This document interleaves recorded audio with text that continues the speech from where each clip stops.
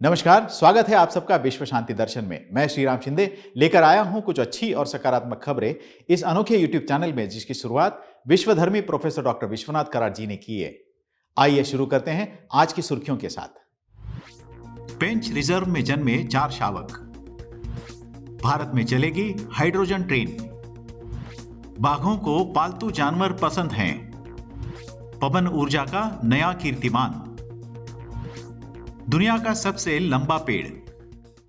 मध्य प्रदेश के पेंच tiger reserve में T4 नामक बाघिन ने 4 और शावकों को जन्म दिया है। इस तरह मध्य प्रदेश में है भारत के सबसे अधिक बाघ। मध्य प्रदेश के पेंच टाइगर रिजर्व में T4 नामक बाघिनी ने 4 और शावकों को जन्म दिया है, जिससे उसके बच्चों की संख्या 20 हो गई है। पड्डेव के नाम से भी जाने जाने वाली ये बाघिन सुपर मॉम कॉलर वाली की बेटी है, जिसने 11 सालों में 29 शावकों को जन्म दिया था। यह बाघिन 2014 से अब तक 5 कूड़े में 20 शावकों को जन्म दे चुकी है। T4 का जन्म 2010 में बाघिन कॉलर वाली से हुआ था। बाघिन T4 की उम्र अभी करीब 12 साल है। उसने 2014 में पहली बार 4 शावकों को जन्म दिया था, लेकिन उनमें से 2 की बाद में मौत हो गई। बाघों की पिछली गणना के अनुसार भारत में बाघों की अनुमानित संख्या 2006 में 1411 से बढ़कर 2018 में 2967 हो गई थी। मध्य प्रदेश में कान्हा, बांधवगढ़, पेंच, सातपुड़ा, पन्ना और संजय दुबरी सहित कई टाइगर रिजर्व हैं। 2018 की बाघ गणना में मध्य प्रदेश शीर्ष स्थान पर था, क्योंकि यह 526 बाघों का घर था, जो कर्नाटक से 2 अधिक था। उत्तराखंड 442 बिग कैट्स के साथ तीसरे स्थान पर है। इस वर्ष के अंत तक हाइड्रोजन ट्रेनें शुरू करने की भारत की योजना है। ये ट्रेनें विरासत मार्गों पर चलेंगी। भारतीय रेलवे इस साल के अंत तक नैरो गेज विरासत मार्गों पर हाइड्रोजन ईंधन वाली ट्रेनों को शुरू करने की योजना बना रही है।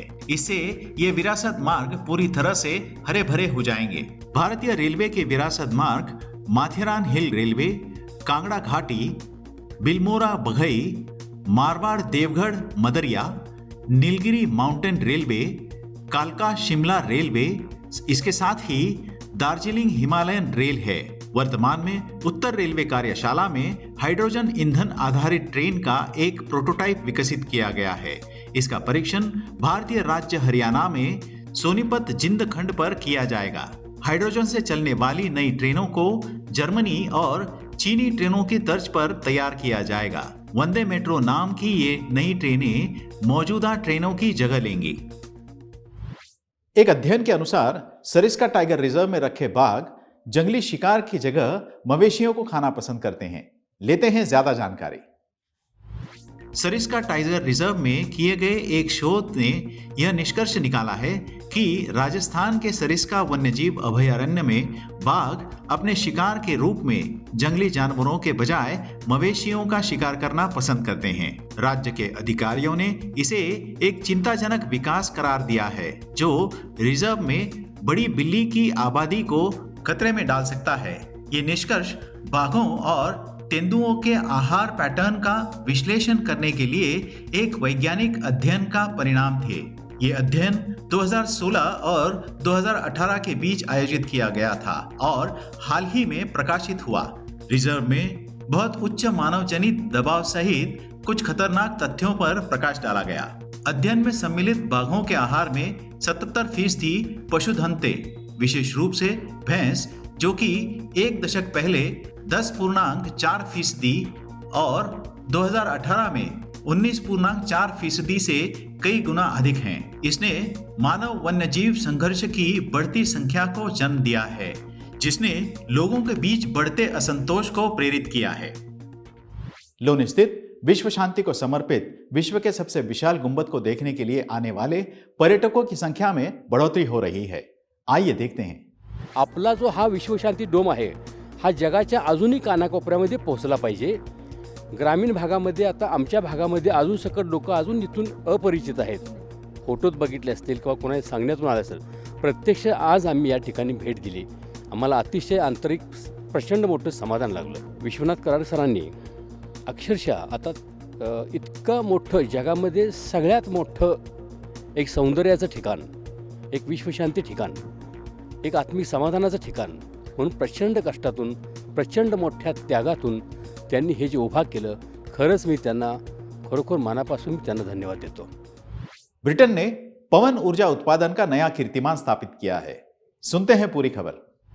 ब्रिटेन ने पवन ऊर्जा उत्पादन में एक नया कीर्तिमान स्थापित किया है क्योंकि तटवर्ती और अपतटीय टर्बाइनों से आने वाली बिजली ने पिछले साल के अंत में स्वच्छ ऊर्जा आपूर्ति को बढ़ावा देने में मदद की है. पवन ऊर्जा उत्पादन का एक नया विक्रम बनाते हुए टर्बाइनों द्वारा 20.91 गीगावाट बिजली का उत्पादन किया गया. यह तीसरी बार था जब ब्रिटेन के पवन टर्बाइनों ने नए रिकॉर्ड स्थापित किए.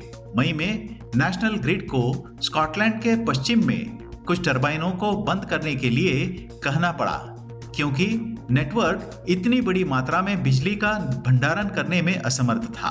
उस समय विक्रमी 19.9 गीगावाट बिजली का उत्पादन किया गया था. दुनिया का सबसे ऊंचा जीवित पेड़ है हाइपोरियन. आइए देखते हैं. वर्तमान में सबसे लंबा जीवित पेड़ कैलिफोर्निया संयुक्त राज्य अमेरिका में रेडवुड नेशनल पार्क में सिकोया सिपरवेरेंस का एक नमूना है.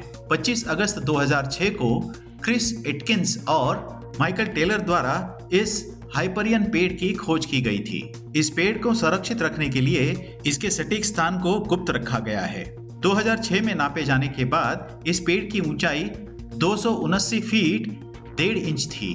279 तक बढ़कर ये ऊंचाई 380 फीट 9 इंच हो गई. इस पेड़ का व्यास 16 फीट 2.5 इंच है और 2009 मीट्रिक टन इसका अनुमानित द्रव्यमान है. इसके चलते इसे दुनिया का सबसे गहरा मुकुट होने का गौरव प्राप्त हो गया है.